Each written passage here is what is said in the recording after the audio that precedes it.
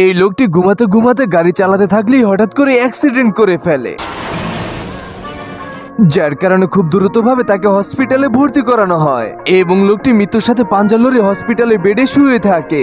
অন্যদিকে ডক্টর তার নিজের জন্য খাবার বানাতে থাকলে পিছন দিয়ে একটি যমরাজ চলে আসে, আর ডাক্তারকে ব্যস্ত দেখে যমরাজ পিছন দিয়ে লুকিয়ে লুকিয়ে সেই ড্রাইভারের রুমে চলে যায় তাকে মেরে ফেলার জন্য।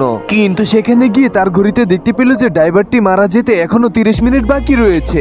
এর কারণে যমরাজ সময় কাটানোর জন্য সেখানে থাকে একটি কম্পিউটারে গেমস খেলতে শুরু করে, কিন্তু তখনই একটি কম্পিউটার নষ্ট হয়ে গেলে অনেক জোরে অ্যালার্ম বেজে ওঠে। তখনই যমরাজ সেখানেই লুকিয়ে পড়ে, আর ডক্টর তাড়াতাড়ি করে শক দেওয়ার মেশিন নিয়ে আসে এবং অনেক দ্রুতভাবে রোগীকে বাঁচানোর জন্য কারেন্টে শর্ট দিতে থাকে। কিন্তু ডাক্তার বহু চেষ্টা করার পরও সে ব্যর্থ হয়, যার কারণে ডাক্তার রেগে গিয়ে কারেন্টের মেশিনগুলোকে ফেলে দিয়ে সেখান থেকে চলে যায়। আর এদিকে যমরাজ সুযোগ পেয়ে লোকটার শরীর থেকে আত্মাটাকে পুরো আলাদা করে ফেলে এবং আত্মাটাকে হাতে করে নিয়ে যেতে থাকলেই হঠাৎ করে দরজাটাকে অনেক জোরে বাড়ি দেয়। এর কারণে ওষুধের বোতল ধাক্কা লেগে গড়াতে গড়াতে সেখান থেকে একটি মেশিনের ভিতরে পড়ে যায় এবং পুরো ঘরের ভিতরে জোরালো বিস্ফোরণ ঘটে। আর সেই শক দেওয়ার মেশিনটি মৃত লোকের গায়ের উপরে পড়ে গেলেই যমরাজের হাত থেকে আত্মাটি ধীরে ধীরে আবার মৃত লোকের কাছে আসতে থাকে।